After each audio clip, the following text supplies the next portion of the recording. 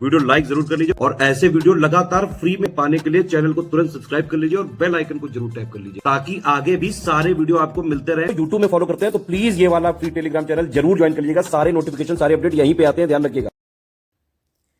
दोस्तों, उत्तर प्रदेश लोक सेवा आयोग की मुख्य परीक्षा के लिए ये सामान्य हिंदी का मॉक टेस्ट है। मॉक टेस्ट या मॉडल पेपर नंबर 1 जिसे कि आप यहाँ देखने जा रहे हैं, और ऐसे कुल 15 मॉक टेस्ट आपको वीडियोस के माध्यम से दिए जाएंगे। परीक्षा टलने से पहले इनकी संख्या मात्र 10 थी, लेकिन परीक्षा टल चुकी है, मार्च में चली गई है, तो अभी हमारे पास और अभ्यास का समय है, तो इसलिए 5 बोनस मॉक टेस्ट भी ऐड कर दिए गए हैं, तो कुल मिलाकर 15। इन पर जो मॉक टेस्ट है इन पर वीडियोस बनाए जा रहे हैं और ये वीडियो पूरी तरह से फ्री ऑफ कॉस्ट है। आप इनका फ़ायदा ले सकते हैं, यहाँ से प्रश्नों को लेकर आप निरंतर अभ्यास कर सकते हैं। तो चलिए शुरू करते हैं। जैसा कि आप जानते हैं, सामान्य हिंदी का जो प्रश्न पत्र है उसका पूर्णांक होता है 150। हालांकि ये बातें बहुत सामान्य सी हैं, लेकिन फिर भी चूंकि आज पहला मॉक टेस्ट है इसलिए बता दिया जा रहा है। तो पूर्णांक होता है 150 और समय होता है 3 घंटे का। समय जो है वो पर्याप्त है प्रश्नों की संख्या और प्रश्नों का जो ढांचा है उसको देखते हुए, अगर आप समुचित तरीके से प्रबंधन करके चलते हैं तो।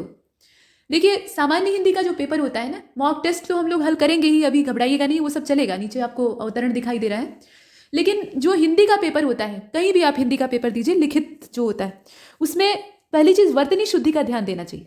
और वैसे भी आपके सिलेबस में क्या है, वाक्य और वर्तनी शुद्धि ये एक टॉपिक है जिस पर कि आपको काम करना है। तो अगर इसमें मात्रात्मक अशुद्धियाँ आपसे कहीं भी होती हैं हिंदी के पेपर में, तो वो क्षम्य नहीं होती हैं। कुछ लोग ये सोचते हैं कि उत्तर प्रदेश लोक सेवा आयोग की पीसीएस की परीक्षा है, ठीक है, तो पीसीएस की परीक्षा में नॉलेज का टेस्ट होता है, यहाँ वर्तनी फर्तनी थोड़े ही देखेंगे। तो वो वर्तनी फर्तनी जो आपकी धारणा होती है ना, वो आपके जीएस के पेपर में नहीं देखा जाता। वहाँ मात्रात्मक अशुद्धियों पर इतना गौर नहीं करते हैं, वहाँ ये देखते हैं कि आपने कैसा लिखा है। निबंध के पेपर में भी कुछ हद तक ये सब नहीं देखा जाता, क्योंकि वहाँ बाइलिंगुअल लिखना होता है। आप सही लिखिए, सही डाटा इस्तेमाल करिए और सही दिशा में निबंध को आकार दीजिए, वो ज़्यादा ज़रूरी होता है। लेकिन सामान्य हिंदी का पेपर एक ऐसा पेपर होता है जहाँ पर अगर आप एक मात्रा की गलती करते हैं तो पूरी व्याख्या आपकी खत्म हो जाएगी। मतलब इमेज इतनी खराब हो जाएगी कि उसके बाद परीक्षक जो है वो उसी निगाह से आपकी कॉपी को देखेगा। तो बहुत सतर्क होकर इस पेपर को हल करना चाहिए। इसमें मात्रा की गलती मत करिए, ठीक है। ये पहली चेतावनी है। अब इसके बाद देखते हैं पेपर को, उसमें सलाह जो रहेगी वो बीच बीच में आती रहेगी। देखिए, नोट यहाँ बना हुआ है, सभी प्रश्न अनिवार्य हैं, तो आप जानते हैं कि सारे प्रश्न अनिवार्य हैं और इनके जो अंक हैं इनके सामने अंकित है। समय बर्बाद न करते हुए पैराग्राफ देखते हैं। देखिए, अवतरण दिया है, 2 गद्यांश या 2 गद्य अवतरण आपको दिए जाते हैं। आकार पर मत जाइएगा, क्योंकि आप ये देखते हैं आमतौर पर कि उत्तर प्रदेश लोक सेवा आयोग बहुत बड़े बड़े पैराग्राफ देता है।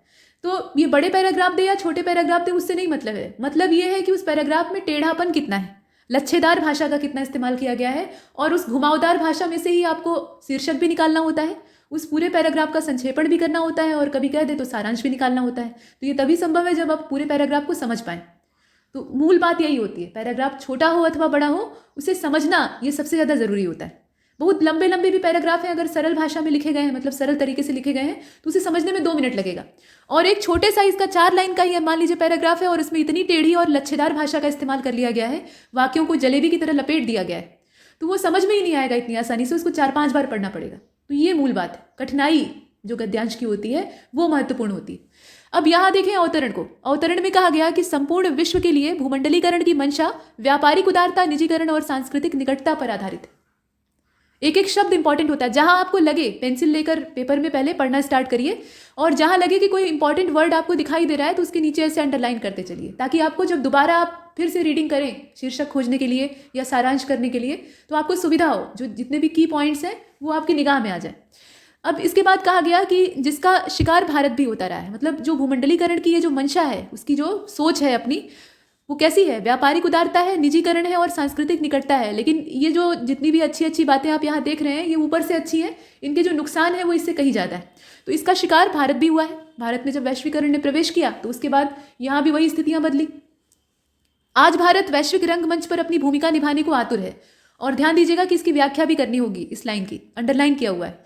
तो इसके पीछे भूमंडलीकरण की ताकत भी शामिल है। मतलब अगर भारत जो है वो वैश्विक रंगमंच पे अपना रोल प्ले करना चाह रहा है, तो ये अवसर कहाँ से मिला है? ये वैश्वीकरण की वजह से ही तो मिला है। जो ग्लोबलाइजेशन हमारे देश में हालांकि पहले से ही घुस रहा था, लेकिन 1991 में पूरी तेजी से पूरे दरवाजे ही खुल गए, तो पूरी तेजी से घुसने लगा।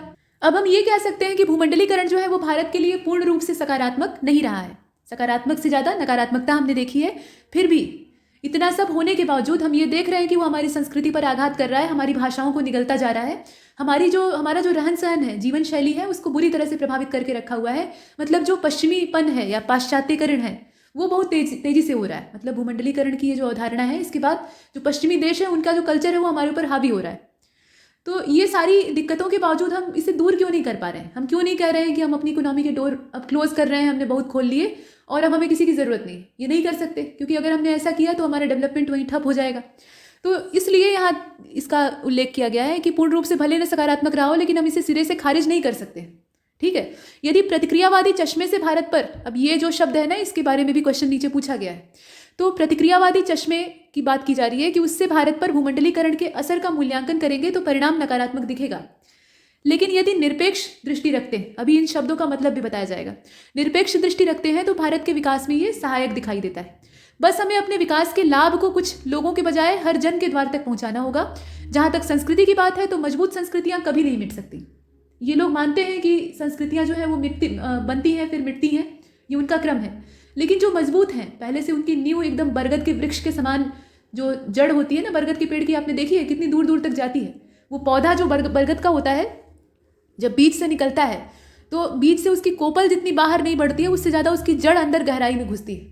शुरुआत में उसका डेवलपमेंट धीमा होता है, बहुत धीरे धीरे वो बढ़ता है, छोटी छोटी पत्तियां ऐसे निकलती हैं। जब वो जड़ अपनी अंदर खूब फैला लेता है, तब ऊपर उसकी जो शाखाएं हैं वो एकदम हाथी की सूंड की तरह निकलना शुरू होती हैं। ठीक है। तो इसका मतलब क्या है कि अपनी जड़ को मजबूत करिए पहले। तो भारतीय संस्कृति ने वो जड़ें पहले से ही जमा कर रखी हुई हैं। जो विशाल बट वृक्ष होता है ना बरगद, वो हमारी भारतीय संस्कृति का प्रतीक है और इसीलिए हमारा राष्ट्रीय वृक्ष भी है। तो ऐसी कंडीशन में उस बरगद के वृक्ष के समान हमारी जड़ें इतनी गहरी है कि हमें कोई हिला नहीं सकता है। हाँ, ये है कि बरगद के वृक्ष की शाखाएं काट के आप उसे क्षति पहुंचा सकते हैं। तो वही हाल यहाँ पे वैश्वीकरण भी कर रहा है। हमारी भारतीय संस्कृति रूपी जो वट वृक्ष है, उसकी शाखाओं को छेड़छाड़ करके नुकसान पहुंचा रहा है, तो उससे हमें तकलीफ हो रही है। ठीक, तो ये चीज़ है। अब इसके बाद आप देखें, संस्कृतियों का रूपांतरण होता है। ये एक बात यहाँ कही गई है कि संस्कृतियाँ जो है वो नष्ट नहीं होती, अगर मजबूत हैं तो उनका रूपांतरण हो जाता है। जैसे भारतीय संस्कृति ही क्या पहली वाली अवस्था में है, भले ही उसका ध्येय वाक्य वसुधैव कुटुंबकम ये बहुत पहले से रहा हो और मूल जो अवधारणा है उसको हमने न खोया हो, लेकिन बाहर से हमने बहुत कुछ अपनी सभ्यता में शामिल किया है। हमारी जो संस्कृति है वो लचीली है, समावेशी प्रवृत्ति की है। तो इसका मतलब क्या है कि रूपांतरण होता है। संस्कृतियों की खूबसूरता उनकी विविधता में है। यह खूबसूरती जो है वो उनकी विविधता में है और एक रूपता में नहीं है। संस्कृतियाँ जो है वो अगर एक रस रहे तो पहली चीज़ तो वो टिकेंगी ही नहीं ज़्यादा समय तक, और अगर टिक भी गई तो वो उतनी खूबसूरत या उतनी ज़्यादा विस्तृत नहीं हो पाएंगी। खूबसूरत से ज़्यादा उनका फैलाव नहीं हो पाएगा, वो बहुत छोटे से क्षेत्र में सिकुड़ कर रह जाएंगी। ठीक है। तो भारत इसी सांस्कृतिक समन्वय का जीवंत प्रतिमान है। भारतीय संस्कृति की ही अभी चर्चा हो रही थी, तो भारत तो उसका प्रतिमान रहेगा ही। फिर भी यदि सहमति गढ़कर भारतीय संस्कृति को या संस्कृति को भ्रष्ट करने और पश्चिमी वर्चस्व को थोपने की कोशिश हो तो बचाव अपरिहार्य है। मतलब ये पूरा जो गद्यांश है ये असल में कहना क्या चाह रहा है, अभी आपको इसका व्याख्या करना होगा, शीर्षक बताना होगा। तो शीर्षक चुनने के लिए आपको इसका निचोड़ पता होना चाहिए। सारांश, संक्षेपण और शीर्षक ये ऐसी चीज़ें हैं कि जब आप पूरे गद्यांश को समझते हैं तभी जाकर आप उसे निकाल पाते हैं सही तरीके से।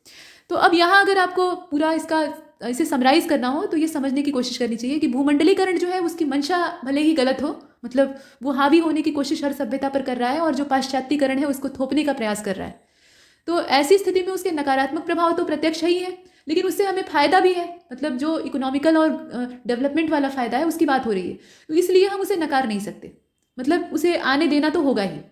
अब ऐसी स्थिति में हमें क्या करना चाहिए, उसके जितने भी नेगेटिव पॉइंट्स हैं उनसे बचते हुए उसके फ़ायदों को लेना चाहिए। यही तरीका हो सकता है। जैसे कोई बुरा आदमी है, उसके पास कोई एक अच्छा गुण है जो कि आपको सीखना चाहिए, तो आप उसकी तमाम बुरी चीज़ों को इग्नोर करते हुए वो अच्छा वाला गुण सीखेंगे। तो यहाँ वही ग्लोबलाइजेशन के साथ भी आप जो हमारा अप्रोच है वो होना चाहिए।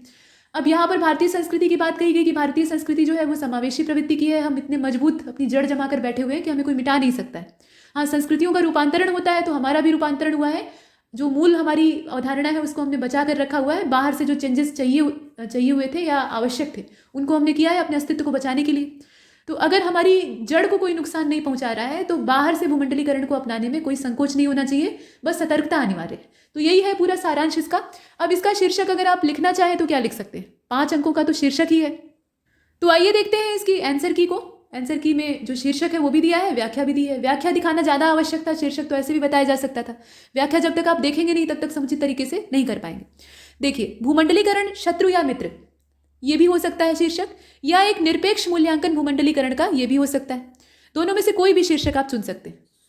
अब यहाँ जैसे या करके लिखा हुआ है ना, मतलब ये वाला या ये वाला, ऐसे मत करिएगा परीक्षा में, कोई एक ही लिखिएगा। वहाँ अगर आप परीक्षक को विकल्प देने लगेंगे कि इसमें से कोई एक चुनकर नंबर दे दीजिए, तो नंबर 1 पर भी नहीं मिलेगा। ये समस्या है, क्योंकि परीक्षक आपका मूल्यांकन करने बैठा है, ना कि वो खुद परीक्षा देने बैठा है। ठीक है, तो इसमें से कोई एक आप चुन सकते हैं। मतलब इस तरह का कोई उपयुक्त शीर्षक आपको चुनना चाहिए। इससे भी ज़्यादा उपयुक्त हो सकता है, गद्यांश को बार बार पढ़ने से उसका निचोड़ जल्दी समझ में आता है। अब आपको प्रतिक्रियावादी चश्मा क्या है, ये क्वेश्चन वहाँ पूछा गया था। ठीक है, तो उसका आंसर यहाँ दिया गया है। आंसर क्या है? प्रतिक्रियावादी चश्मे का मतलब ये होता है कि मनुष्य जो है वो पूर्वाग्रह से ग्रसित होता है। उसके पास पूर्वाग्रह मतलब किसी चीज़ के प्रति वो पहले से एक धारणा बना लेता है कि ये चीज़ ऐसी ही होगी, और उसके बाद उसके साथ वैसा ही बर्ताव करता है। तो हमने अपने दिमाग में एक धारणा बना ली सुनी सुनाई बातों पर यकीन करके कि भूमंडलीकरण तो एकदम नेगेटिव चीज़ है, मतलब एकदम बर्बाद चीज़ है, इसको तो अपने देश में होना ही नहीं चाहिए। भूमंडलीकरण को एकदम नकार कर हम एकदम से सतयुग में चले जाएंगे और वहीं रहेंगे। ये संभव है? नहीं संभव है। थोड़ा प्रैक्टिकल होकर सोचने की बात होती है। तो यहाँ वही चीज़ है, पूर्वाग्रह का जो दोष होता है ना, उसी को कहा जाता है प्रतिक्रियावादी चश्मा। ये चश्मा जब जो आदमी पहन लेता है वो एक तरफे दृष्टिकोण से, पक्षपाती दृष्टिकोण से सोचता है, मतलब सिर्फ उसे नकारात्मकता दिखाई देती। और जो निरपेक्ष दृष्टिकोण होता है उसमें आप तटस्थ होकर देखते हैं, मतलब नेगेटिव चीज़ को भी देखते हैं और पॉजिटिव चीज़ को भी देखते हैं। तो आप जरा कमेंट सेक्शन में जवाब दीजिएगा कि आपके पास क्या होना चाहिए, प्रतिक्रियावादी दृष्टिकोण होना चाहिए या निरपेक्ष दृष्टिकोण होना चाहिए, अगर आप एक प्रशासक के रूप में दिखना चाहते हैं तो। उत्तर बहुत आसान है, आप सभी जानते हैं, लेकिन अपनी ईमानदारी से जवाब दीजिएगा। चलिए, तो अब यहाँ देखें, आसपास जो घटित हुआ है उसे देखकर उसी के आधार पर एक कल्पना कर लेता है, अपने दिमाग में धारणा बना लेता है, और यही है प्रतिक्रियावादी चश्मा। तो चश्मे की दुकान पर जाकर इस नंबर को उतरवा देना चाहिए और दूसरा नंबर पहन लेना चाहिए जो निरपेक्ष हो। ठीक है, अब निष्पक्ष दृष्टिकोण से देखने की जरूरत है हर चीज़ को। तो वही बात हमने कही। तो हमने क्या देखा? शीर्षक देखा, और जो दूसरा वाला ख वाला पार्ट में पूछा गया था कि प्रतिक्रियावादी चश्मा क्या होता है, उसका थोड़ा सा जवाब जानने की कोशिश की। अब उसमें था ना कि भारत जो है वो वैश्विक रंगमंच पर अपनी भूमिका निभाने के लिए आतुर है। वो लाइन थी और उसके नीचे था अंडरलाइन, यानी उसकी हमें करनी थी व्याख्या। रेखांकित पंक्तियों की व्याख्या करनी होती है। तो व्याख्या को हमेशा थोड़ा सा विस्तृत करना चाहिए। कुछ लोग पूछते हैं कि व्याख्या कितनी बड़ी की जाए, तो अब ये इस बात पर निर्भर करता है कि उसके ऊपर कितना नंबर निर्धारित है। अब मान लीजिए कि 3 नंबर है, तो अब 3 नंबर के लिए आप 2 पन्ना लिखें, ये बुद्धिमानी तो है नहीं। और वैसे भी आजकल जो कॉपियाँ मिल रही हैं आयोग में, उसमें प्रश्न पहले से प्रिंटेड होते हैं, या जगह जो है वो सीमित होती है कुल मिलाकर। उसमें ABCD कॉपी भरने का आपके पास कोई स्कोप नहीं होता है, सिर्फ एक ही कॉपी होती है। सीमित जगह में आपको जो तय शब्द सीमा होती है उसके अंदर लिखना होता है। लेकिन फिर भी अगर व्याख्या बड़ी करनी है तो थोड़ा सा शब्दों की सघनता बढ़ाकर, ठीक है, शब्दों के बीच की सघनता बढ़ाकर आप ज़्यादा लिख सकते हैं, कम स्पेस में ज़्यादा लिख सकते हैं। कुल मिलाकर थोड़ा विस्तृत व्याख्या करने का अच्छा प्रभाव पड़ता है। जो 2-4 नंबर इधर उधर होने की गुंजाइश होती है वो भी वहाँ खत्म हो जाती है, तो आप कसर क्यों छोड़ेंगे, ये कहने का मतलब। ठीक है, ध्यान दीजिएगा, व्याख्या और जो इसकी भावार्थ जैसी चीज़ें होती हैं, हालांकि भावार्थ बहुत रेयर पूछा जाता है, लेकिन पूछा भी जा सकता है, क्योंकि जब अवतरण दे रहा है, अवबोधन दे रहा है, तो उसमें ये पूछ सकते हैं। तो भावार्थ और व्याख्या जैसी चीज़ों में विस्तार होता है। ठीक है, इसमें आपको विस्तृत करना ही होता है, जितना आप फैला सकें और जितना नंबर उस पर निर्धारित हो वो। और संक्षेपण और सारांश जो होता है वो हमेशा छोटा होता है, जितना छोटा आप लिख सकें। कहा जाता है कि 1/3 शब्दों में संक्षेपण करिए। अब इसका मतलब ये नहीं है कि आप 1/3 उसमें से 1/3 छांट कर उतना ही बड़ा करें, भले ही संक्षेपण जो है वो 2 लाइन में हो सकता था। ठीक है, तो यहाँ बुद्धिमानी से आपको काम लेना है। सारांश और संक्षेपण जितने कम शब्दों में आप पूरे गद्यांश के भाव को प्रकट कर दें, वही आपका कौशल है। बस यही है कि संक्षेपण में क्रमबद्धता होती है, गद्यांश में जो बातें जिस क्रम में कही गई हैं उसी क्रम में यहाँ भी रखी जाती हैं, और जो सारांश होता है वहाँ क्रमबद्धता नहीं होती है। ओवरऑल आपको पूरे गद्यांश का निचोड़ प्रस्तुत करना होता है। अगर मान लीजिए गद्यांश आधे पन्ने का है और उसका सारांश सिर्फ 2 लाइन में निकल जा रहा है, तो ये और अच्छी बात है। बस शर्त यही है कि पूरे गद्यांश का जो मूल भाव है वो उसमें आ जाना चाहिए। तो यहाँ 1/3 और 2/3 का कोई डाटा नहीं है, वो सिर्फ आपको एक अंदाजा देने के लिए कहा गया था कि मतलब उतना बड़ा कम से कम रहे। तो देखिए अब इसमें क्या कहा जा सकता है, मतलब व्याख्या को देख लेते हैं। जब से भूमंडलीकरण की अवधारणा, यहाँ अवधारणा होगा, के लिए भारत ने अपने दरवाजे खोले हैं, तब से निरंतर बाहरी निवेशक ताकतें, उद्यम हमारी संस्थागत व्यवस्था में अतिक्रमण करने के लिए उत्सुक हैं। मतलब वो अपना लाभ कमाना चाहते हैं। वो अतिक्रमण क्या करना चाहते हैं? अब आजकल वो गुलाम बनाने वाला और उपनिवेश बनाने वाला क्रम तो है नहीं। आजकल सब अपना अपना फायदा साधने में लगे हुए हैं। तो फायदा साधने का तरीका है व्यापार, तो उसी के लिए आते हैं। ऐसा नहीं है कि वैश्वीकरण सिर्फ हमें नुकसान पहुंचा रहा है, यह देता भी है और दिया भी है इसने। विकास करने के लिए और निरंतर उन्नयन के सोपान चढ़ने के लिए, सोपान मतलब सीढ़ियों का जो पायदान होता है उसको कहा जाता है, तो सोपान चढ़ने के लिए अनिवार्य हो जाता है। मतलब ये ज़रूरी है, हम इसे नकार नहीं सकते। ये चीज़ हमने अभी गद्यांश में देखी। एक विश्व एक गाँव की जो ये नूतन अवधारणा है, इसमें भारत पहले से ही शामिल था। ठीक है, भारत जो था वो विश्व गुरु था और संपन्न था। पहले के समय में कहा जाता था कि सोने की चिड़िया हमारा देश था, और यहाँ की संपन्नता ही तो बाहरी जो आक्रमणकारी है उनको अट्रैक्ट करती। वो लालची हमारी जो धन दौलत थी उसी के लालच में आते हैं। तो यहाँ देखें, वो विश्व गुरु था और सर्वसंपन्न था, लेकिन आज का दौर अलग है। हमने बहुत सारे उतार चढ़ाव झेले। यही जो बाहरी आक्रमणकारी थे, इन्होंने हमें जमकर लूटा है और उसका नतीजा ये हुआ है कि हमारा खजाना जो पहले का भरा हुआ था वो खाली हो गया। अब हमें नए सिरे से अपने प्रयास करने थे, मतलब नए सिरे से फिर से उठकर खड़ा होना था। तो इसमें तो समय लगता ही है। तो वही चीज़ है।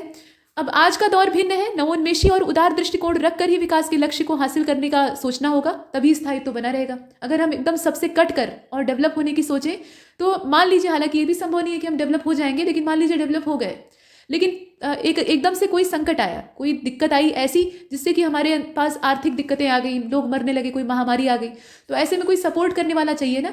तो सपोर्ट करने वाला फिर कोई मिलेगा नहीं और वो जो अर्थव्यवस्था है वो वहीं पर कोलैप्स हो जाएगी, खत्म हो जाएगी। तो इसलिए आपसी सहयोग आवश्यक होता है। कहा भी जाता है कि मनुष्य जो है वो सामाजिक प्राणी है, तो देश जो है वो मनुष्यों से ही बनता है। अब सारे देश अगर मिलकर आपस में सहयोग नहीं करेंगे तो किसी बड़ी आपदा से कैसे निपटेंगे? सब अलग अलग तबाह हो जाएंगे। तो वही चीज़ भारत के साथ भी है। अब इसके बाद आप देखें कि भारत और हम भारतीय, यहाँ कहा गया भारत और हम भारतीय, यह बात बखूबी जानते हैं, हमें पता है, इसीलिए हमने अर्थव्यवस्था में ये जो उदारीकरण की प्रक्रिया है इसका स्वागत भी किया। इसलिए निज गौरव स्वाभिमान को संरक्षित रखते हुए सारा विश्व एक गांव है का उद्घोष करने वाले विश्वग्राम एकांकी में अपनी भूमिका हम तलाश चुके हैं और अपनी प्रतिभा का प्रदर्शन यहाँ भर रहेगा। प्रतिभा का प्रदर्शन करने हेतु उत्कंठित है, यानी उतावले। तो प्रतिभा कैसी? प्रतिभा समावेशी विकास की, मतलब समेकित विकास की, सबको साथ लेकर चलना और सबका विकास, सबका साथ सबका विकास जो नारा है ना, चुनावी नारा, तो वो जो कॉन्सेप्ट है वो भारतीय संस्कृति का बहुत पहले से है। सिर्फ अपना डेवलपमेंट नहीं, सबका कल्याण। इसीलिए तो कहा गया है वसुधैव कुटुंबकम, यानी पूरी पृथ्वी जो है वो कुटुंब है, तो कुटुंब के सभी लोगों का डेवलपमेंट करना, ये उद्देश्य। तो इतना हम लिख सकते हैं। अब जो दूसरा वाला हमारा अंडरलाइन किया हुआ पार्ट था उसमें क्या था? संस्कृतियों की जो खूबसूरती है वो उनकी विविधता में है, एक रूपता में नहीं, यही था। तो अब इसे हम कैसे लिख सकते हैं? यहाँ देखिए, भारत में हम विविध सभ्यताओं और संस्कृतियों का तालमेल शताब्दियों से देखते आ रहे हैं। पहले तो एक ही संस्कृति थी जो कि थी भारतीय संस्कृति, है ना, बहुत पहले। लेकिन धीरे धीरे क्या होता है, बाहर से जो अनाधिकृत प्रवेश है वो अपने देश में होते हैं। पहले वो व्यापार करने की हैसियत से आते हैं, उसके बाद धीरे धीरे यहाँ अपना पैरवर जमा लेते हैं, मतलब पहले उन्हें अंगुली पकड़ाई जाती है, उसके बाद वो सर पर चढ़कर खेती करने लगते हैं। ये मुहावरा है, लोकोक्ति है असल में। तो इस तरह की चीज़ें होती हैं, तो नई नई सभ्यताएं हमारे देश में एंटर करती हैं, प्रवेश करती हैं। जैसे आप देखते हैं कि जो प्राचीन भारत है उसी में गुप्त काल का जो टाइम पीरियड था उस समय हूणों का आक्रमण शुरू हो जाता है, और उससे भी पहले जो मौर्य काल था उसमें आप देखते हैं कि यूनानी जो है वो एकदम उतावले रहते हैं, मतलब अंदर आने के लिए, जैसे सेल्यूकस निकेटर या फिर आप सिकंदर को ही ले लीजिए। तो इस तरह के लोग पहले से ही आने की कोशिश कर रहे थे। जो पर्सियंस हैं वो प्रवेश करते हैं, फिर बाद में इस्लामिक आक्रमण होता है, अरबों का आक्रमण होता है, तुर्कों का आक्रमण होता है, फिर उसके बाद यूरोपीय जो अंग्रेज़ हैं, मतलब ईसाई लोग हैं, वो आते हैं। तो इस तरह से अनेकों संस्कृतियाँ भारत में आ चुकी, अनेकों संस्कृतियाँ। शायद ही कोई ऐसी संस्कृति बची होगी जो कि भारत में एंटर ना की हो। तो इन सारी संस्कृतियों का जो मिक्सचर है वो हमारी भारतीय संस्कृति के विशाल जो वट वृक्ष रूपी पूरा पौधा है उसमें जाकर मिल जाता है, खाद पानी का काम करता है। मतलब ये संस्कृतियाँ क्या करती हैं, ये उसके लिए नीम की खली और जो NPK मिक्सचर होता है, मतलब नाइट्रोजन, फास्फोरस और पोटेशियम वाला, उसका काम करता है। मतलब ये भारतीय संस्कृति को पोषण दिया। देखने में तत्कालिक तौर पे ये भले ही लगा कि हमारी संस्कृति जो है वो तबाह हो रही है, लेकिन इन सभ्यताओं को, मतलब इन सभ्यताओं में जो बुराइयां थी उनको भारतीय संस्कृति ने क्या किया, छान कर अलग कर दिया। धीरे धीरे समय लगा। जैसे छन्नी जो होती है उसमें आप चाय डालते हो तो एक झटके में छन कर नीचे नहीं गिर जाता है, थोड़ा सा टाइम लगता है, मतलब कुछ सेकेंड का समय लगता है। तो वही चीज़ यहाँ भी है। भारतीय संस्कृति जो है वो क्या करती है, इन अवशेषों बुराइयों को छान कर जो प्योर माल था उसको एक्सेप्ट करती है, बाकी जो छन्नी से निकला हुआ वेस्ट मटेरियल था उसको फेंक देती है। ये प्रैक्टिकल उदाहरण बताया गया ताकि आप समझ सकें। तो यहाँ वही चीज़ है। अब इसमें ये कहा गया कि कलेवर इसने बदले हैं, कलेवर का मतलब वस्त्र, लेकिन जो मूल अस्तित्व है उसको बना कर रखा है। अस्तित्व का संघर्ष हमेशा चला है, तो अस्तित्व के संघर्ष में अंत में विजयी कौन हुआ है, हम भारतीय। अब देखिए, एक रूपता को अपनाकर सहस्त्राब्दियों तक हम स्वयं को मूर्तिमान रख पाए, ये संभव नहीं, और ये भारतीय संस्कृति भली भांति जानती। इतिहास साक्षी है कि जो संस्कृतियां विविधता को पचा नहीं सकी वो विकास के रथ के पहिए के नीचे कुचली गई। बहुत अच्छी बात है। विकास का जो रथ है ना, उसका पहिया बड़ा मोटा मोटा और भारी होता है। जो उसके सामने अड़ने की कोशिश करता है उसको ये कुचल देता है, और जो उछल कर रथ पर सवार हो जाता है, छलांग लगाता है थोड़ी लंबी और रथ पर सवार हो जाता है, वो बच जाता है और वो डेवलपमेंट की ओर बढ़ता है। तो हमने क्या किया, रथ की सवारी की, रथ के पहिए के नीचे आना एक्सेप्ट नहीं किया। अब देखिए, तो यह एक लौती प्रामाणिक वजह है कि हमारी पुरातन संस्कृति के इस नए दौर में भी पल्लवित पुष्पित होने का जो लक्षण है वो दिखाई दे रहा है। मतलब हम निरंतर फल फूल रहे हैं, दुनिया चाहे जितने ऐप निकाले, या हमारे जो बड़े बुजुर्ग हैं वो ये सोचे कि पहले वाला ज़माना ज़्यादा अच्छा था, अब अच्छा नहीं है, मतलब हमारी जो नैतिक गिरावट है वो लगातार हो रही है, तो वो तो दुनिया की हो रही है। मतलब दुनिया में कौन सी संस्कृति ऐसी है जिसमें गिरावट नहीं आ रही? ये तो मानव सभ्यता का क्रम है, गिरावट और उत्थान होता रहता है। लेकिन हमने पलवन पुष्पन तो किया ही है, हम फले फूले हैं, कितना परिवर्तन आया है बात से। अब इसके बाद देखें, अस्तित्व के संघर्ष में यदि एक रस रहकर बच भी जाए तो निरस्ता आ जाती। मतलब मान लीजिए कि हम अपने आप को सिकोड़ कर एकदम से चारों ओर से पैक करके किसी भी तरह से जीवन यापन करके बच जाएं, मतलब अपने आप को जीवित रख लें, सर्वाइव कर जाएं, तब भी जाकर अगर हम बाद में अपना जो कंबल है ऊपर का हटाएंगे और आवरण से बाहर झांकेंगे तो हमें लगेगा कि हमने तो कूप मंडूकता वाली जो स्थिति है उसको अख्तियार कर लिया था, यानी हमने तो कुछ सीखा ही नहीं। जैसे आप अपने घर के अंदर रहते हैं तो सुरक्षित रहते हैं, ये पक्की बात है। कोई भी मनुष्य, कोई भी बच्चा या कोई भी बड़ा भी अगर अपने घर में है तो वो ज़्यादा सेफ है ना, बाहरी दुनिया की तुलना में। तो ऐसी कंडीशन में आप घर से बाहर ही नहीं निकले कि सुरक्षा केवल घर में है तो हम घर में रहेंगे, ये संभव नहीं है ना। अगर आप सिर्फ घर में रह जाएं तो हो सकता है कि आप जी खा लें, आजकल सब कुछ ऑनलाइन है तो आप कमा खा भी सकते हैं घर में बैठकर। लेकिन अगर आप बाहर की दुनिया नहीं देखेंगे तो आपका डेवलपमेंट नहीं होगा, जो मानसिक और बौद्धिक विकास होना चाहिए वो नहीं होगा। उसके लिए तो आपको बाहर निकलना ही पड़ेगा, अपने दरवाजे खोलकर बाहर जाना पड़ेगा, पैर रखने पड़ेंगे, बाहर के लोगों से मिलना पड़ेगा। तो वो जो चीज़ है वो हमारा देश भी जानता है, वही कर रहा है। अब यहाँ पर आप देखें कि सतर्कता पूर्वक जो विविधता है वो अपरिहार्य है। मतलब कुल मिलाकर बात यह है कि विविधता खराब नहीं होती है और ना वैश्वीकरण खराब है, कोई भी चीज़ खराब नहीं होती दुनिया में। बस हर चीज़ में कुछ पॉजिटिव चीज़ें होती हैं और कुछ नेगेटिव होती हैं, और दोनों जब रहते हैं तभी उस चीज़ का महत्व भी समझ में आता है। सिर्फ पॉजिटिव रहेगा तो फिर महत्व कहाँ से समझ में आएगा, है ना। तो इस नेगेटिव वाले को इग्नोर करते हुए और इससे कुछ सीखते हुए हमें प्लस वाले को अपनाना होता है, और वही हमें करना है। तो ये है व्याख्या। अब अगले वाले पैराग्राफ को पहले देख लेते हैं, तब नीचे वाला जो इसका समाधान है, यानी यहाँ जो सॉल्यूशन दिया गया है उसको देखेंगे। देखिए दूसरा वाला अवतरण क्या कह रहा है। अवतरण में कहा गया कि विचारणीय है कि क्या जीवन में सफलता, माफ कीजिएगा, सार्थकता की खोज सफलता के अभाव में संभव है। दरअसल सार्थकता तभी प्राप्त हो सकती है जब जीवन में सफलता का आधार प्राप्त हो जाए।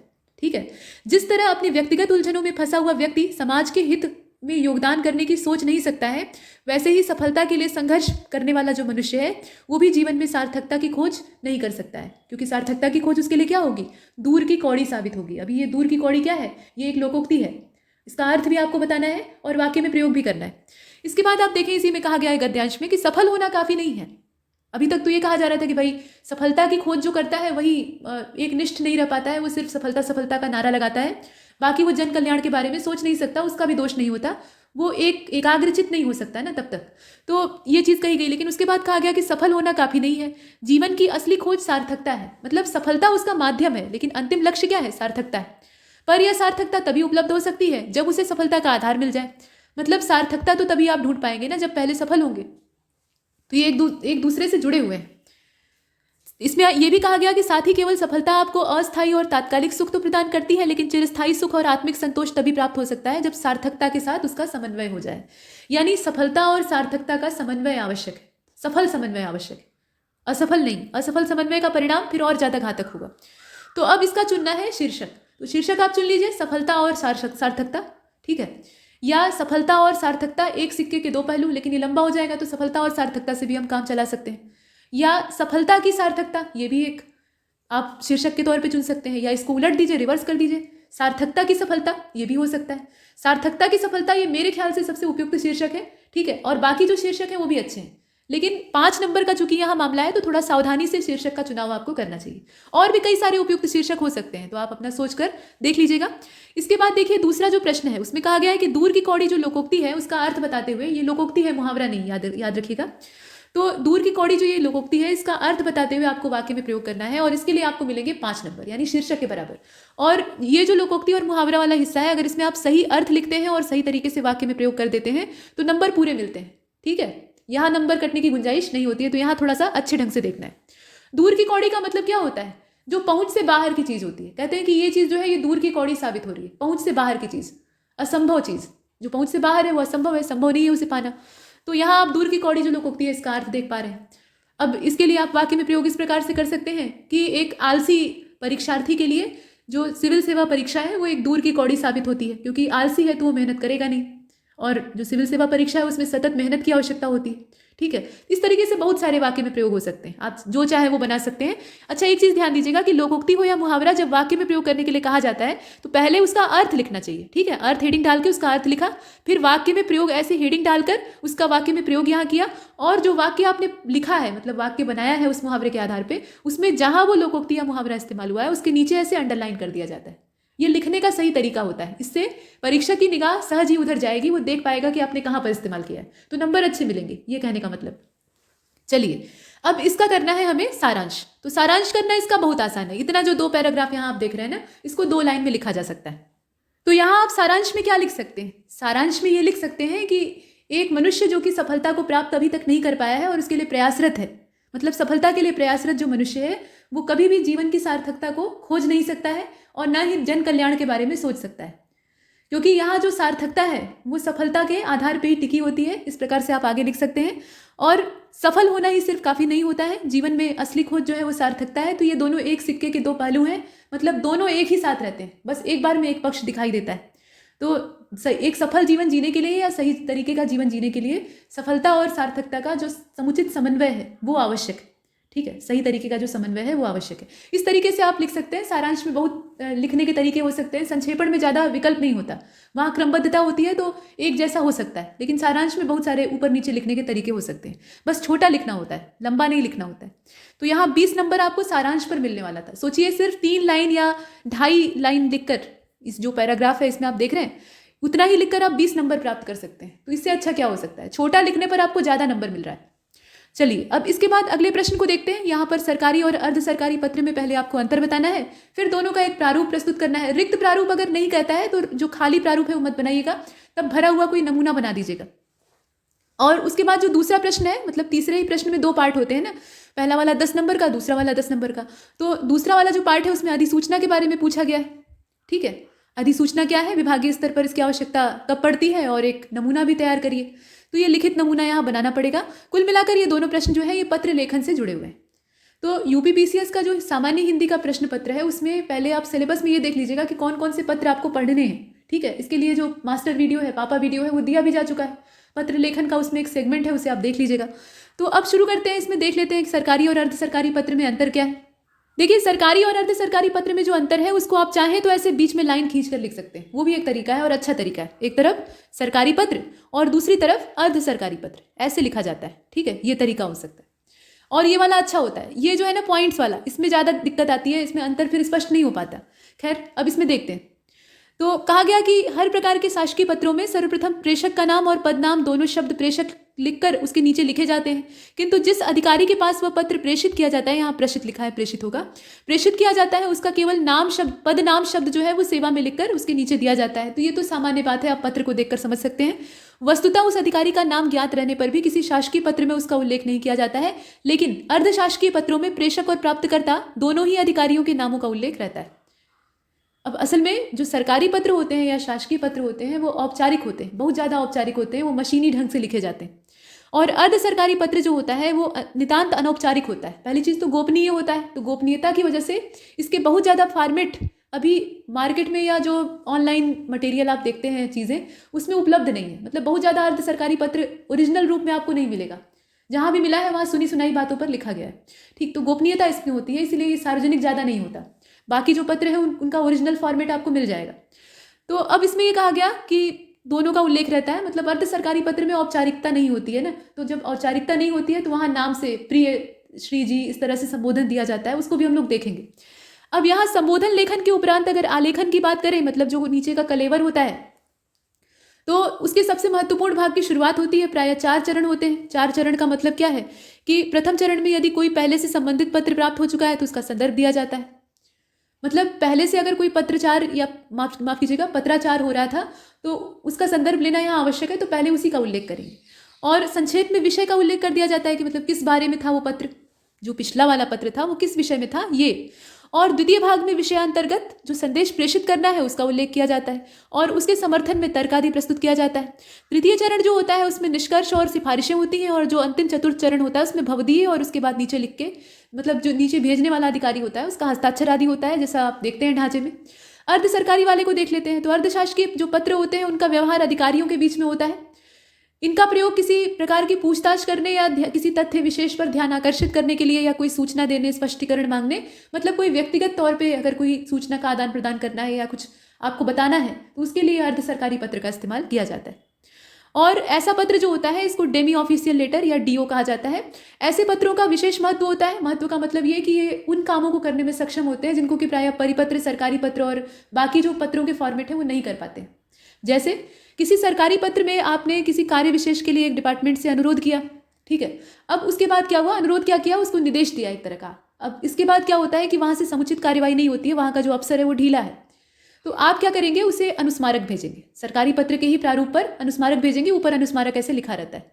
तो आपने एक बार रिमाइंडर भेजा, उसने उस पर ध्यान नहीं दिया, मतलब उसे हल्के में ले लिया। फिर आपने दोबारा कड़ाई से एक रिमाइंडर भेजा, मतलब सख्त भाषा होती है रिमाइंडर की, थोड़ा सा चेतावनी वाली, उस पर भी उन्होंने नहीं सुना। आपने तीसरी बार भेजा। 3 से ज़्यादा बार रिमाइंडर आमतौर पर नहीं भेजे जाते हैं, ऐसा देखा नहीं गया है।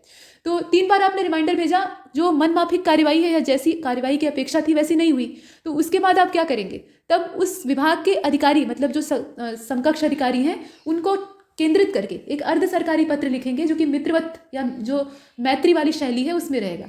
और वहाँ पर उनसे प्रेम पूर्वक आग्रह करेंगे कि ये जो मामला है ये बहुत ज़्यादा महत्वपूर्ण है, इसे तुरंत संज्ञान में लेने की आवश्यकता है और यहाँ आपसे सहयोग अपेक्षित है। बार बार अनुस्मारक लगाने के बावजूद कोई समुचित कार्यवाही नहीं हुई है, तो यहाँ आपसे अपेक्षा की जाती है कि आप इस पर ध्यान देंगे। तो ये अंतिम विकल्प होता है। तो इस तरह के काम जो है वो अर्ध सरकारी पत्र से छांटे जाते हैं, मतलब सिद्ध किए जा सकते हैं। तो ये चीज़ है। और नितांत ही अनौपचारिक होते हैं, तो आपने 20 बार पढ़ा है। और इसमें संबोधन के रूप में जो आत्मीय संबोधन है उनका इस्तेमाल किया जाता है, मतलब प्रिय का इस्तेमाल करते हैं। जैसे प्रिय, उपनाम भी इस्तेमाल कर लेते हैं, ऐसे जाति सूचक इस्तेमाल नहीं किया जाता है, लेकिन यहाँ वो भी कर लेते हैं। तो प्रिय पांडे जी या प्रिय मौर्य जी, इस प्रकार से प्रिय श्रीवास्तव जी, ऐसे जो संबोधन है वो भी किया जा सकता है, या नाम से भी कर सकते हैं, प्रिय अभय जी, इस प्रकार से। तो अंत में भवदीय की जगह पे आपका लिखा जाता है, क्योंकि भवदीय जो शब्द है ये ऑफिशियल जो लेटर होते हैं उसमें मशीनी लैंग्वेज के तौर पर इस्तेमाल किया जाता है, भवनिष्ठ और भवदीय, तो उसकी जगह पे आपका लिख सकते हैं। इसमें शासकीय पत्र जैसी कोई बात नहीं होती है, और पत्र जो है वो सामान्य पत्र की तरह से ही होता है, मतलब जो सामान्य आप अपने आत्मीय जनों को पत्र लिखते हैं ना, लगभग वही स्वरूप होता है। थोड़ा सा इसमें ऑफिशियल पना होता है, लेकिन बहुत मामूली। और एक चीज़ ध्यान दीजिएगा कि अर्ध सरकारी पत्र में विषय नहीं लिखा जाता है, सब्जेक्ट नहीं लिखा जाता है। कोई अगर फॉर्मेट आपको ऐसा दिख रहा है इंटरनेट पर उपलब्ध कि उसमें विषय भी लिखा हुआ है, तो वो सही नहीं है, मतलब उसका जो तरीका है वो सही नहीं है। आपको परिभाषा पे गौर करना चाहिए। परिभाषा क्या है कि नितांत ही अनौपचारिक शैली में इनको लिखा जाता है, और विषय किसी पत्र में लिखकर आप क्या करना चाहते हैं। अभी जैसे आप स्कूली लेवल पर पत्र लेखन करते थे, लेटर राइटिंग आता था, तो उसमें अगर प्रिंसिपल को कोई लेटर लिखना होता था फीस माफ़ी के लिए, या फिर कुछ जैसे मान लीजिए छुट्टी के लिए एप्लीकेशन लिखना है, तो उसमें आप विषय लिखते थे। सब्जेक्ट क्या है कि ये एप्लीकेशन जो है ये छुट्टी के लिए है, इसमें फीस माफ़ी के लिए निवेदन किया गया है, इस तरह से उसके संदर्भ में फिर नीचे अपना महोदय और सर ये वाली बात है ऐसे लिख देते थे। और अभी अपने पिता को अगर पत्र लिखना हो, या अपने भाई को लिखना हो, या अपने मित्र को लिखना है, तो क्या आप उसमें प्रिय मित्र और उसके बाद नीचे विषय लिखेंगे कि आपका हाल चाल पूछने के संदर्भ में ये पत्र लिखा गया है? ऐसा होता है कहीं? नहीं होता है ना। तो ये व्यवहारिक समझ की बात है कि अर्ध सरकारी पत्र में विषय नहीं लिखा जाता है। मत लिखिएगा, नंबर कट जाएगा। अब इसके बाद चलते हैं आगे। सरकारी पत्र का ढांचा देख लीजिए। ढांचा वैसे आप जानते हैं, लेकिन यहाँ बना दिया गया है। तो इसमें वही प्रारूप कलेवर जो है वो देख लीजिए। प्रारूप और कलेवर ये हेडिंग नहीं है, सिर्फ दिखाने के लिए। पत्र संख्या, पत्रांक डाला जाता है। पत्रांक आमतौर पे इधर होता है, ठीक है, इधर लिखिए या फिर बीच में लिखिए। कहीं कहीं क्या होता है कि सरकारी पत्रों में इधर भी लिख देते हैं, लेकिन आपकी भलाई इसी में है कि या तो ऊपर ही पत्रांक डाल दीजिए और नहीं तो इधर साइड में लिख दीजिए। भारत सरकार, अब यहाँ भारत सरकार का जो मंत्रालय है उसका जो विभाग है उसका उल्लेख करिए। ये रिक्त प्रारूप है ना, तो रिक्त प्रारूप में ऐसे दर्शाया गया। नीचे यहाँ पर पता और दिनांक होता है, ठीक है, मतलब स्थान और दिनांक होता है असल में, जो कि यहाँ दाहिनी तरफ लिखा जाता है। यहाँ दाहिनी तरफ जो नीचे वाला एरिया होता है ना, वहाँ लिखते हैं। इतना लिखने के बाद तब सेवा में लिखते हैं, ठीक है, सेवा में, और जिसकी सेवा में आप पत्र लिख रहे हैं उसके बारे में लिखेंगे यहाँ पर, और तब लिखेंगे विषय, ठीक है। यहाँ पर लिखेंगे विषय, और विषय जो है वो पूरे पत्र का एक ढांचा होता है, मतलब पूरा पत्र किस बारे में है ये बताने की कोशिश करता है, तो वो महत्वपूर्ण होता है। उसको संक्षिप्त में लिखना होता है, लेकिन संपूर्णता के साथ। इसके बाद आप संबोधन डालेंगे, ठीक है। संबोधन कैसा? तो महोदय, महोदया या फिर प्रिय महोदय नहीं डालेंगे। प्रिय महोदय वाला जो संबोधन है ये क्या है, शासकीय पत्र का है, माफ कीजिएगा अर्धशासकीय पत्र का है, और यहाँ पर आप लिख रहे हैं शासकीय पत्र, तो इसलिए महोदय या श्रीमान इस प्रकार से आप लिखेंगे, वो सही है। अब इसके बाद है कलेवर। कलेवर का मतलब बीच वाला हिस्सा, जहाँ पे पत्र की मूल बात को शामिल किया जाता है। अब उसमें आप ध्यान दीजिएगा कि अगर आप किसी पिछले पत्र का उल्लेख कर रहे हैं तो उसको आप जैसे इसमें क्रमांक अगर आपको डालना है, ठीक है, मेन बॉडी जो पत्र की होती है उसमें जरा सा क्रमबद्धता या आप कह लीजिए कि व्यवस्थित तरीके से लिखा जाता है, तो वहाँ अगर आप जानते हैं कि जो विषय वस्तु है थोड़ी बड़ी हो रही है तो आप क्रमांक डाल के लिख सकते हैं। तो पहले नंबर से शुरू नहीं करते, पहला पैराग्राफ ऐसे बिना नंबर डाले आप लिख सकते हैं, उसके बाद तब जो दूसरा पैराग्राफ है वहाँ दूसरा नंबर डालेंगे, फिर तीसरा नंबर डालेंगे, लेकिन जो पहला क्रम है वो नहीं डाला जाता है, ठीक है, ये ध्यान दीजिएगा। अब चलिए इसमें देखते हैं, ये भी सब तरीका है, मतलब मशीनी तरीका है जो कि पहले से अपना लिया गया है, वो बदला नहीं है, वैसे का वैसे। अब कलेवर में आप क्या कर सकते हैं, जैसे मान लीजिए कि पीछे का कोई पत्र है, उसका संदर्भ लेना जरूरी है, उसी को आधार बना के नया वाला पत्र लिखा गया है, तो उस पहले पत्र का या पिछले पत्र का यहाँ पत्रांक संख्या और उसके भेजे जाने की जो तारीख है वो सब, और उसका संक्षिप्त जो विषय है, मतलब उस पत्र किस बारे में था, ये सब आप पहले पैराग्राफ में शामिल करेंगे, उसका पहले संदर्भ देंगे। उसके बाद जो दूसरा पैराग्राफ है उसमें ये दिखाएंगे कि इस पत्र को संज्ञान में लेना आवश्यक है और इसके आधार पर कार्यवाही, ये सब चीज़ें लिखेंगे, और अंत में निवेदन करेंगे, अपना तर्क देते हुए निवेदन करेंगे। निवेदन क्या करेंगे, यहाँ पे आदेशात्मक भाषा होती है तो उसका प्रयोग करेंगे, मुझे यह कहने का निर्देश हुआ है, इस प्रकार से, ठीक है। तो ये सब आपने देखा, और उसके बाद फिर अंत में भवदीय, ठीक है, भवदीय इधर साइड में दाहिनी तरफ, उसके बाद अधिकारी का हस्ताक्षर और यहाँ नीचे पदनाम वगैरह वो सब, ये आपने लिखा। और यहाँ नाम पदनाम जो इस तरफ लिखा है उसको असल में इधर लिखा जाता है, यहाँ थोड़ा सा साइड गड़बड़ा गया है, ये जो चीज़ें हैं ना ये हस्ताक्षर के नीचे होती है, हस्ताक्षर यहाँ होता है, उसके नीचे ये चीज़ें लिखी जाती हैं। इतना करने के बाद अब आपको क्या करना है, प्रतिलिपि संलग्न करनी है। प्रतिलिपि या संलग्नक दोनों चीज़ें हो सकती हैं, तो संलग्नक या प्रतिलिपि में प्रतिलिपि जिसको जिसको आप इस पत्र का कॉपी भेजना चाहते हैं उसका उल्लेख कर दीजिए।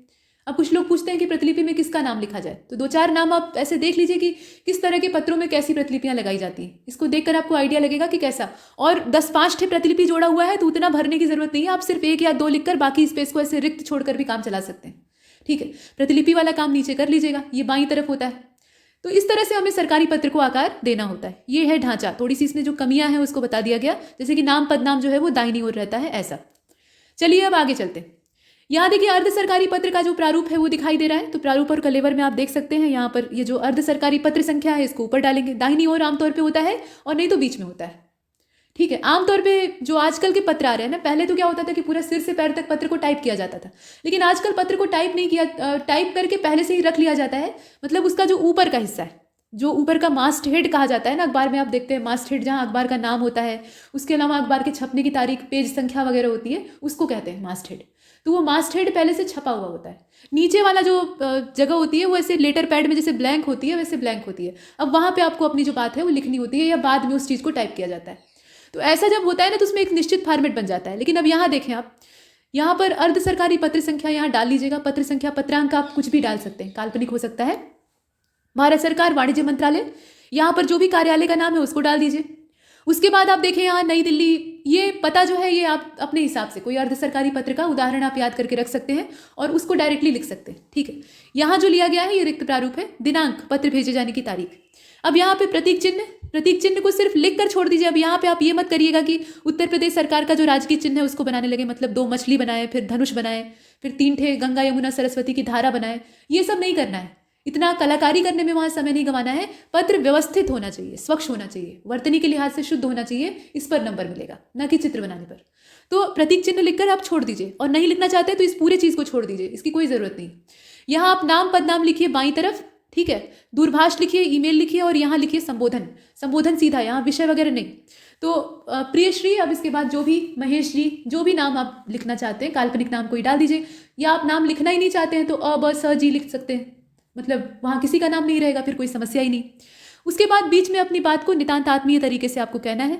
चाहे तो आप अनुस्मारक वाला ही जो मुद्दा है उसी को ले सकते हैं कि बार बार रिमाइंडर भेजने के बाद भी इस मुद्दे को संज्ञान में नहीं लिया गया, अब आपसे अपेक्षा है, ऐसा। तो ये कलेवर हो गया। और अंत में सद्भावनाओं सहित, या आपका सीधा सीधा आपका, तो सद्भावनाओं सहित लिखेंगे तो और देखने में अच्छा लगेगा। बीच में इसको लिखिएगा, यहाँ थोड़ा सा ऐसे चिन्ह लगा दीजिएगा, और उसके बाद आपका यहाँ हस्ताक्षर और जो व्यक्ति भेज रहा है उसका नाम, और जो प्राप्त करता व्यक्ति है, मतलब एक तो होता है प्रेषक यानी भेजने वाला, और दूसरा होता है प्रेषिती, मतलब जिसे कि पत्र प्रेषित हो रहा है यानी वो प्राप्त करेगा। तो उस प्राप्तकर्ता का नाम यानी प्रेषिती का नाम, उसका पद नाम और जो पूरा पता है वो बाईं ओर नीचे डिटेल में लिखा जाता है। अर्ध सरकारी पत्र का जो एक प्रामाणिक प्रारूप है वो यही है, इसी तरीके से लिखे जाते हैं।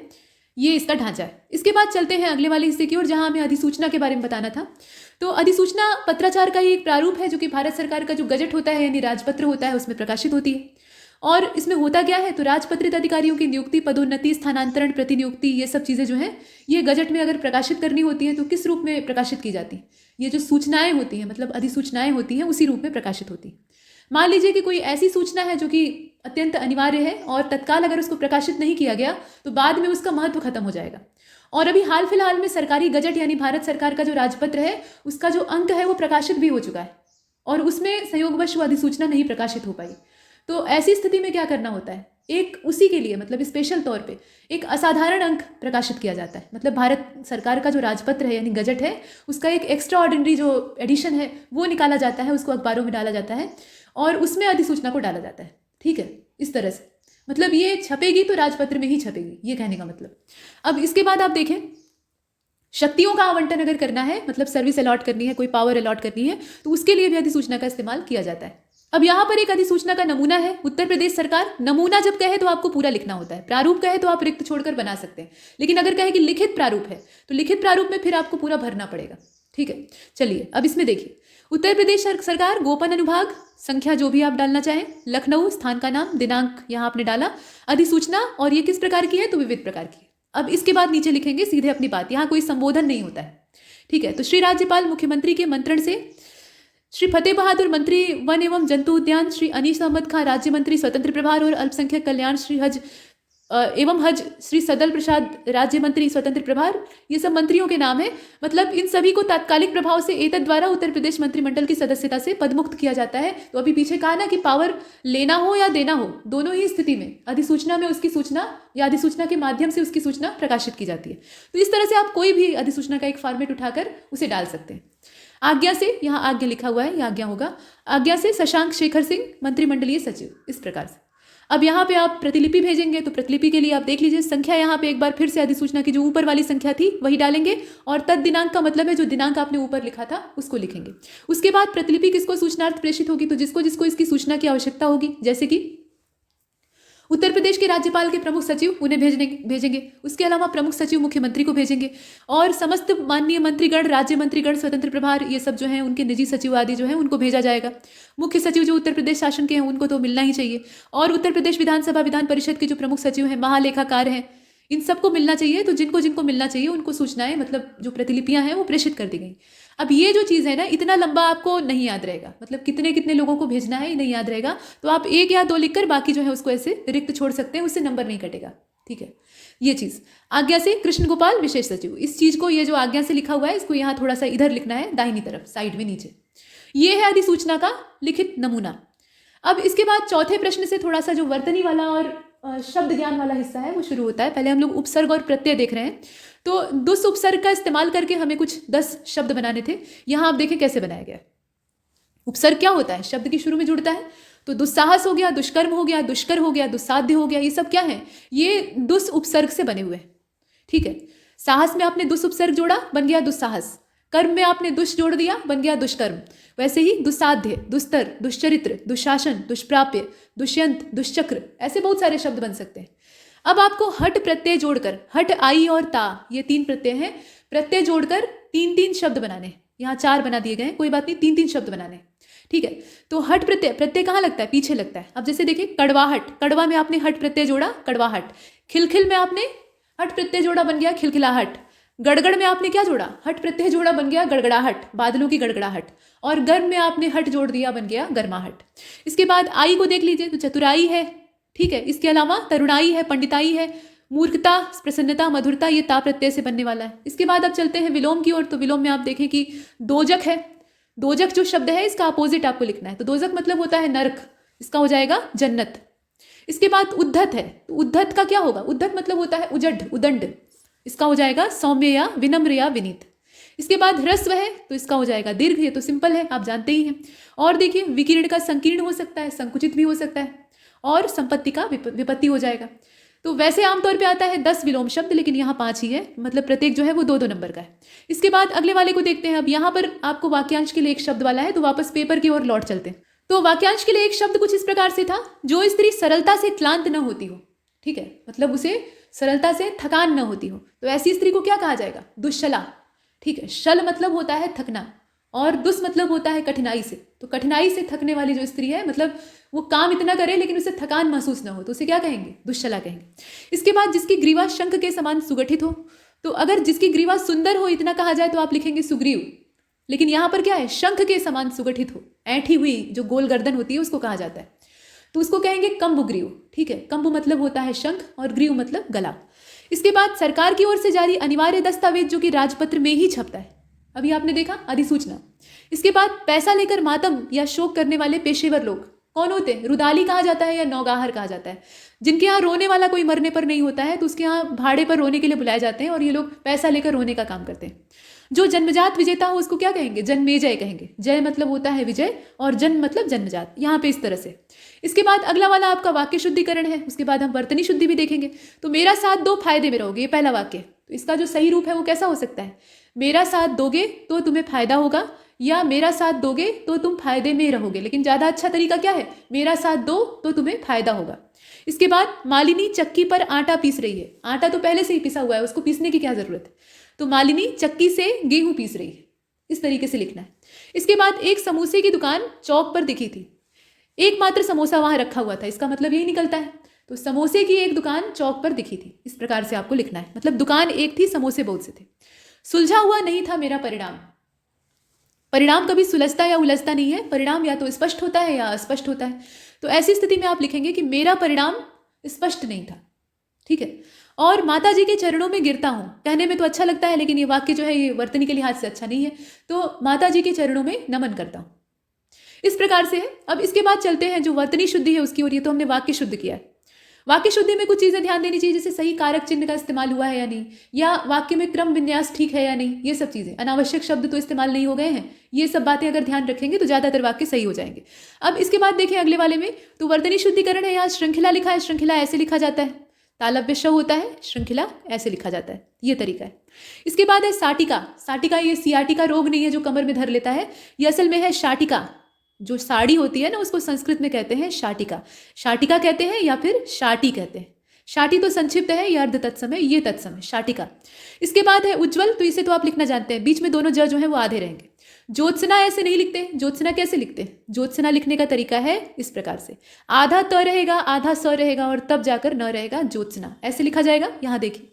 और रज्जू, रज्जू क्या है? ये कोई नाम थोड़े ही है, कुछ लोगों ने इसका संशोधन करके इसको बना दिया था रज्जो तो इस तरीके से नहीं लिखा जाता है। रज्जू, आपने मेरु रज्जू सुना है ना, रज्जू मतलब रस्सी होता है, तो इसको लिखते हैं ऐसे, रज्जू, छोटी की मात्रा मतलब छोटे ऊ की मात्रा होती, ठीक है।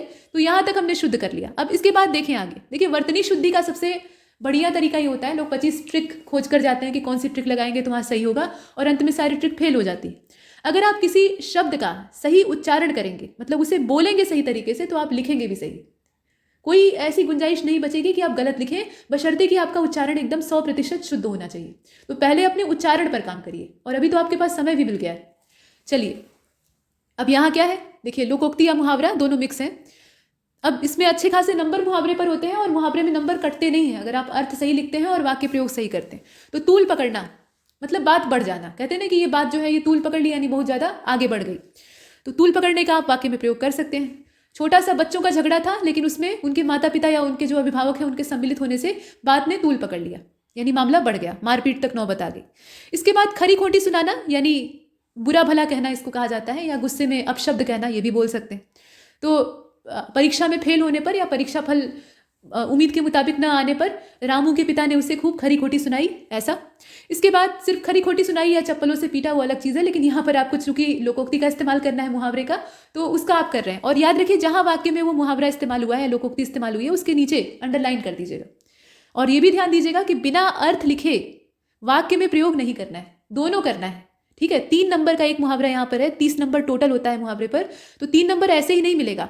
ये जो मुहावरा है इसको भले मत आप लिखिए, लेकिन यहाँ जो प्रश्न का नंबर है, जैसे 5 का क, अब 5 का क डाला, अब इसके बाद यहाँ लिखेंगे अर्थ, अर्थ हेडिंग डाला, अर्थ में लिखिए बात का बढ़ जाना, तूल पकड़ने का, ठीक है। और उसके बाद नीचे हेडिंग डालिए वाक्य में प्रयोग, वाक्य इसका लिखिए, मतलब जिसमें आपने लिखा कि बच्चों का एक मामूली झगड़ा था जो कि बड़ों के शामिल होने से तूल पकड़ लिया, ऐसा।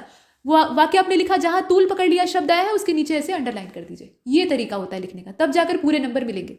इसके बाद आगे चलते हैं। यहाँ देखिए कहा गया कान में अंगुली डालकर बैठना, यानी बातों को अनसुनी करना, सुनकर भी अनसुना कर देना। तो ये चीज़ है, मतलब मैं इतनी देर से तुम्हें आवाज़ लगा रहा हूँ और तुम कान में अंगुली डालकर बैठे हुए हो, इस प्रकार से। चंपत हो जाना यानी भाग खड़ा होना, मतलब तुरंत, जो एक मुहावरा और होता है ना, 9 2 11 हो जाना, रफू चक्कर हो जाना, तो उसी से मिलता जुलता है चंपत हो जाना। तो पुलिस को देखते ही चोर चंपत हो गए, यही कह सकते हैं। आम की बगिया में कटहल का ख्वाब, ये अच्छा है। तो आम की बगिया है भाई, आप कटहल का ख्वाब देख रहे हैं। आम छोटे छोटे होते हैं, कटहल बहुत बड़ा बड़ा होता है। एक अगर पका कटहल किसी के सिर पर सीधा गिर जाए निशाने के साथ तो वो ढेर हो जाएगा, इतना भारी और बड़ा होता है, बोरे के साइज का। तो कटहल का ख्वाब जो है उसको आप, मतलब कहने का तात्पर्य यह है कि आपने फल छोटे छोटे लगाए हैं, या जो मेहनत है वो कम की है और आप बड़े का स्वप्न देख रहे हैं। ठीक है, मेहनत आपकी थोड़ी सी है और परिणाम आपको चाहिए खूब बड़ा सा, अच्छा वाला। इसके बाद आप देखें तीता लगना, यानी बुरा लगना। जब किसी की बुराई करो तो उसे बहुत तीता लगता है, यानी उसे बहुत बुरा लगता है। किसी की निंदा करो तो उसे बहुत तीता लगता है, ऐसे भी आप लिख सकते हैं। बहुत तमाम तरह के वाक्य में प्रयोग हो सकते हैं। कलेजा बैठ जाना यानी एकदम से निरुत्साह हो जाना, या हतबुद्धि हो जाना, या एकदम से निराश हो जाना। इसके कई सारे अर्थ हो सकते हैं। ठीक है, तो कलेजा बैठ जाना, पुत्र की मृत्यु की खबर सुनते ही पिता का कलेजा बैठ गया, इस प्रकार से। ईश्वर न करें ऐसा दिन किसी को देखना पड़े, मतलब ये वाक्य में प्रयोग। इसके बाद चूल्ही अगोरना, ये थोड़ा सा अलग है। तो ऐसे थोड़े से अलग टाइप के जो मुहावरे होते हैं ना, ये कभी कभी, और कभी कभी नहीं, उत्तर प्रदेश लोक सेवा आयोग अक्सर पूछता है। ठीक है, तो चूल्ही अगोरना। अब बताइए चूल्ही कब अगोरी जाती है? जब कोई और काम ना हो, नहीं तो खाना पकाए चूल्ही पर और उसके बाद खा होकर वहां से रवाना हो गए, या परोस कर दूसरों को खिला दिया, काम खत्म हुआ। क्या हमेशा चूल्हे के सामने बैठे रहते हैं? चूल्ही अगोरने का मतलब यह है कि निठल्ला बैठना, कोई काम धंधा नहीं है, बैठकर घर में चूल्ही अगोर रहे हैं। ये नहीं कि जाकर बाहर नौकरी खोजें। ठीक है, इस तरीके से। और आन का मैदा आन का घी, खावे बैठ के बाबा जी। अच्छा, ये लोकोक्ति है, मतलब आन का मैदा मिल गया, आन का घी मिल गया, उसके बाद बाबा जी ने क्या किया, पूड़ियाँ तली, खा के आराम से बैठकर खा रहे हैं मनमाने तरीके से। तो इसका मतलब क्या है कि दूसरे के माल का, या जो मुफ्त का माल है उस पर मौज उड़ाना, या उस पर मजे लेना। इसके बाद आंखों का तारा, ये तो आप जानते ही हैं, बहुत ही प्यारा। तो इन सब का वाक्य में प्रयोग आप कर सकते हैं। कुल मिलाकर यही आपका मॉडल पेपर था। ये मॉडल पेपर नंबर 1 था। थोड़ा सा लंबा वीडियो जरूर हो गया है, लेकिन इसमें कुछ इंपॉर्टेंट टिप्स दिए गए हैं, इस वजह से इसकी लंबाई बढ़ी है। बाकी जो वीडियो है वो सीमित साइज के होंगे, मतलब जितना उनका आकार होना चाहिए उतना ही होगा। इसमें इतना ही, और तब तक के लिए नमस्कार।